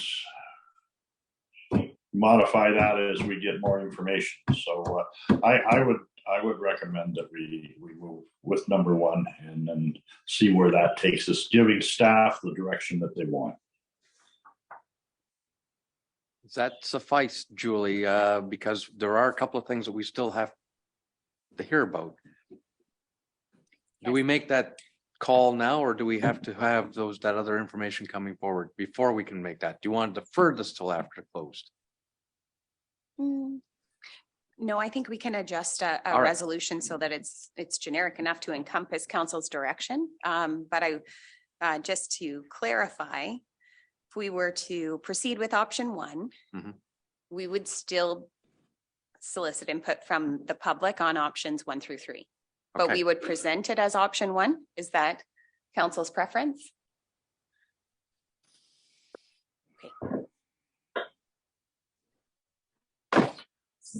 Mr. Warden? Yes, Deputy Warden. I think, again, getting back to the fact that we are sitting here needing to make the decision, and is it best for the overall county to move ahead with option one? Probably. Is that if you had the opportunity to check off a box one, 2, or 3, and if you had box 4, no tax increase at all, you know which box the public would check off, but that's not the best for the county, and we're sitting here to do the best that we can for the county, and so let's just move on with it and continue to do the best that we can. All right, thank you for that. I think we're close enough to make a decision going forward. Again, this is a draft budget. We haven't finalized it yet, but this is just trying to show and take it to the public. You're right. This is what we think you should do. And if there's something else that we've missed, they'll tell us. Councillor Shiger. Thank you, Mr. Warden. So then if we go back to the HR report that is still on the table. So Yep. if I read it correctly, so we would be proposing option one and recommending option one, which would actually be 3.776. Right? At this So point. we would be adding 0.1 to Yep. that. At this point. Yep. Okay. Councillor Noble. With the possible increase of that 0.5% on the HR stuff, I'd feel more comfortable with option 2 going forward, just throwing that in the mix. Okay. I agree. And I'm thinking that it still is something that's going to be part of the consultation out there, and the public comes back and agrees. Well, that's one way council could go. Absolutely. And we haven't got a motion on the floor yet. So I'm still, I'm willing to take direction of council here. Councillor Jiguer.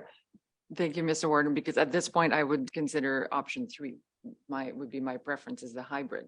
So that's why I really think we need further conversation, because it doesn't sound like there's a recommendation that's moving forward. They're all valid options. So. Please, Julie. Through you, Mr. Warden, to members of council, I think it is clear that maybe some more information is needed, both from staff with respect to implications associated with differing projects. We could formalize that for council's information as well. We could gather public feedback, bring that back with a more definitive recommendation to council. We have been doing very little other than budget for the last several weeks. And so I think we're well positioned to gather more information for you, present those opportunities for council's consideration along with some more information. And that is to me, a logical path forward.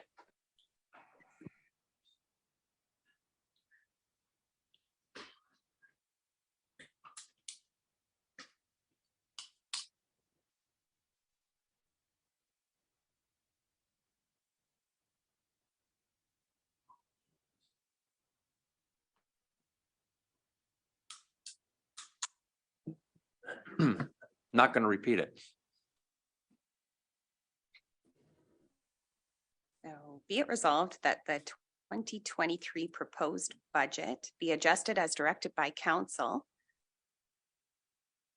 and options associated with the roundabout savings be presented to the public for consultation from February 1st to February 14th, 2023.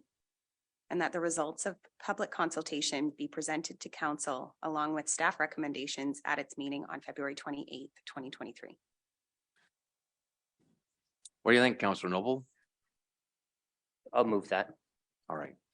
Do we have a seconder? Councillor Hens will second that.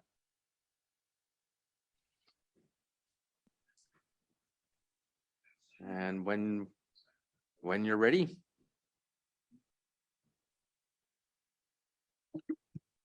All right, we'll call the question. Deputy Warden McPhail. Yes. Councillor Hens. Yes. Councillor Jones. Yes. Councillor Noble. Councillor Jiguer. Yes. Councillor Widner. Yes. Councillor Cookett. Yes. Mr. Warden. Yes. 8-0, the motion is carried. Okay, thank you. More to come. Okay, do we back up now to a HR report, deal with that motion? All right.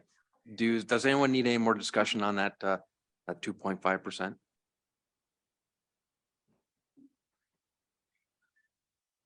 Okay. Can we have the motion, please? Can I make a comment first? Yes, you can. Thanks, Mr. Warden. Sorry. I just want to be clear that this 2.5%, once approved, we will act on that. And so that won't be part of something that can change moving forward with the draft budget. So just to ensure that all council is aware of that.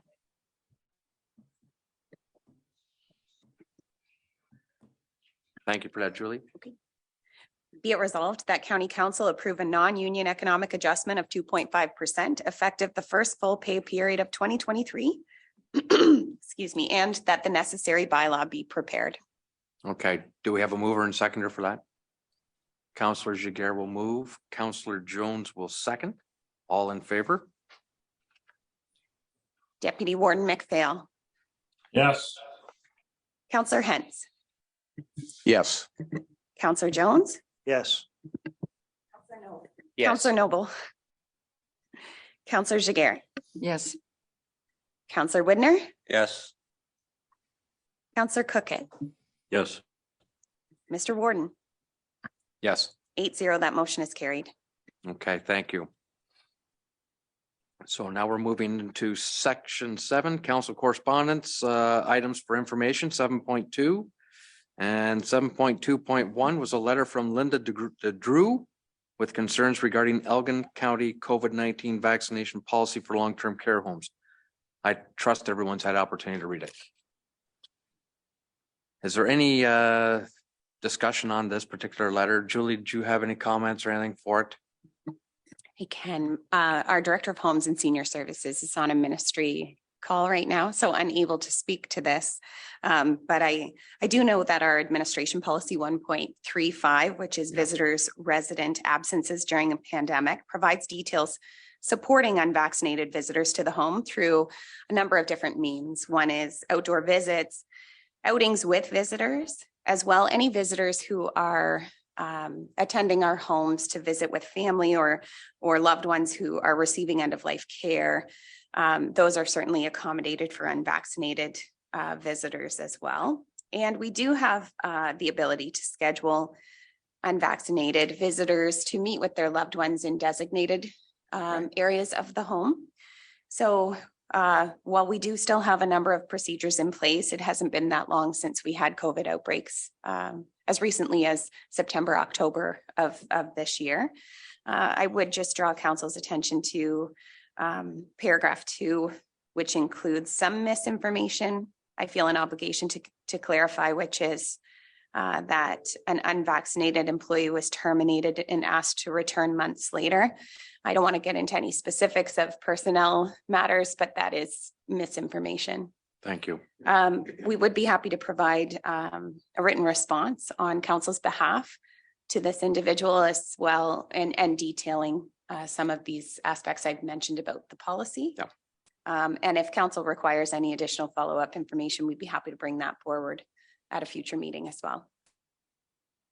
Okay, thank you for that, Julie. I think that's prudent to acknowledge and clarify with the author. Does anybody have any other comment or concerns? Excuse me. Then can we have the motion, please? Be it resolved that the correspondence from Linda Drew be received and filed, and that staff be directed to follow up.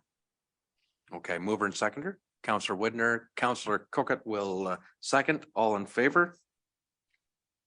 Deputy Warden McPhail. Yes. Councillor Hentz. Yes. Councillor Jones. Yes. Councillor Noble. Yes. Yes. Councillor Cookett. Yes. Councillor Widner. Yes. I know, I was the button. Mr. Warden. Yes. 8-0, the motion is carried. Okay, thank you. Okay, we're soon going to be going into closed meeting items. Let's cover off section 8 quickly. Maybe we'll take a quick break and then get into the closed session. So section 8, other business statements, inquiries by members. Does anybody have anything today?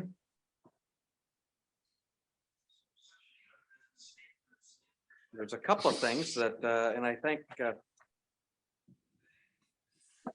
thank Councillor Jones for that, informing me that apparently I was informed that the MPP was going to be dropping in to see me tomorrow about a follow-up from Roma. And I'm starting to understand that he's making the roundabout to all the mayors. I find it curious. I thought maybe he'd see us as a group, but that's okay. So maybe we will talk afterwards and see if we're all getting the same message. So that's one thing. The second thing, I just wanted council to be aware of that last Wednesday on the 18th, when the Minister of Finance was in town, a lot of the mayors had an opportunity to have breakfast with him over at the Wayside. And then there was only a select few of us who were invited to participate in a pre-budget consultation with him over at the Queso Center. It was only 3 minutes. You're only given 3 minutes.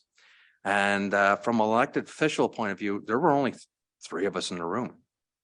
The mayor of St. Thomas, the warden from Middlesex, and myself, with a lot of other community leaders from various different fields. So it was interesting, to say the least. Just to give you an idea of in that 3 minutes what I brought to him, was some suggestions, simple suggestions on how to improve some municipal financing, not greatly, but just some immediate. Reform the HST so that we get a full capture on the provincial portion of the HST that we don't get now. Currently, we only get 78% of it back, whereas the feds completely rebate it. So that's one issue. For the county, that's over $560,000. Okay, it's not small potatoes. Second one was perhaps exempting the RST or provincial sales tax portion on municipal insurance products. Again, it's maybe not huge, but it's $31,000 that we could keep and redirect towards other operations and or capital. It's minor. And then the third thing I asked him was to turn that assessment roll book back. Let's get this going. I mean, it's been deferred since 2020 because of COVID, fine. But as I mentioned earlier in the program, it's getting further and further out of date and just exasperating inequities that have been in the system for 8 years. So that were the three asks from a verbal presentation. The minister was taking notes, so I hope maybe he did pay attention. Okay, it was not a comprehensive consultation, but it was just an opportunity to put something forward quickly. Yes, Councillor Jones. Thank you, Mr. Warden, and thank you for representing us. I honestly, I was disappointed that I wasn't asked because I would have liked my little spiel too. I tried to talk to the minister at breakfast and that was denied. So that was the only disappointing part of it. If you're invited to something, you like to have at least have a say in consultation, which it was presented as. So it's a one-way street if it's not consultation. You're absolutely correct. The only follow-up I would offer is that they are accepting written comments until February 10th. So if there's something that even at the local staff perspective want to throw together and put into them, yeah, I'd recommend it. At least you're on record. Okay. 8.2, notice of motion. See nothing. 8.3, matters of urgency. Seeing nothing. So that brings us to section 9. Julie, please. Be it resolved that we do now proceed into closed meeting session in accordance with the Municipal Act to discuss the following matters under Municipal Act Section 239(2). So financial services, contract negotiations is 9.1, and that's Section 239(2) E, F, and K. 9.2 is litigation matters, and that's 239(2) E and F. 9.3 is ITS services, contract negotiations, which is a walk-on report, and that's 239(2) K. And 9.4, which is EMS contract negotiations, and that's 239(2) K. Okay, do we have a mover and seconder for that? Councillor Noble will move. Councillor Jones will second. All in favor? Deputy Warden McPhail. Yes. Councillor Hentz. Yes. Councillor Jones. Yes. Councillor Jiguer. Yes. Councillor Widner. Yes. Councillor Cookett Yes. and Mr. Warden. Yes. 8-0, that motion is carried. Okay, thank you. So let us take a real short break and then come back, and we've got a number of items yet to carry or cover.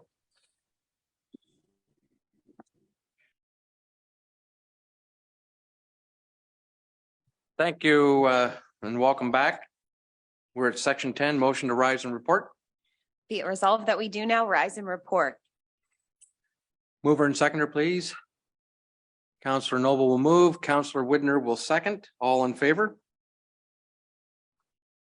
Well, I guess we don't need to do that because Duncan's gone. I would say that's carried. Thank you. So in camera item 9.1. Be it resolved that the solicitor client privileged advice be received for information and that county council instructs legal counsel to proceed as directed. Okay, mover and seconder. Councillor Jones will move. Councillor Noble will second. All in favor? That's carried. Thank you. In camera item 9.2, litigation matters. Be it resolved that the advice received from the Director of Legal Services regarding the litigation matter be received for information. Mover and seconder, please. Counselor Hentz will move, Counselor Noble will second. All in favor, please. That's carried. Thank you. In camera item 9.3, IT services contract negotiations. Be it resolved that staff proceed as directed. Mover and seconder, Counselor Jiguer will move, Counselor Widner will second. All in favor? That's carried. And in camera item 9.4, EMS contract negotiations. Be it resolved that staff proceed as directed. Mover and seconder, please. Counselor Widner will move, Counselor Crooked will second. All in favor? That's carried. Thank you. So section 11, motion to adopt recommendations from the committee of the whole. Be it resolved that we do now adopt recommendations of the committee of the whole. Mover and seconder, please. Counselor Hentz will move, Counselor Jones will second. All in favor? That's carried. Bylaws, bylaw number 2305, Land Division Committee. Be it a first, second, and third read of bylaw 23-05, being a bylaw to prescribe procedures for governing the calling, place, and proceedings of the Elgin County Land Division Committee. Mover and seconder, please. Counselor Noble move, Counselor Jiguer will second. All in favor? That's carried. So do you need to read that next portion, or is that Yep. part of it? Nope, the next one is 2306. Yeah. All right. 12.2. Okay. All right, confirming bylaw, please. Be it a first, second, and third read of bylaw 23-06, being a bylaw to confirm proceedings of the municipal council of the corporation of the county of Elgin at the January 25th, 2023 meeting. Mover and seconder, please. Counselor Jones will move, Counselor Noble will second. All in favor? And that's carried.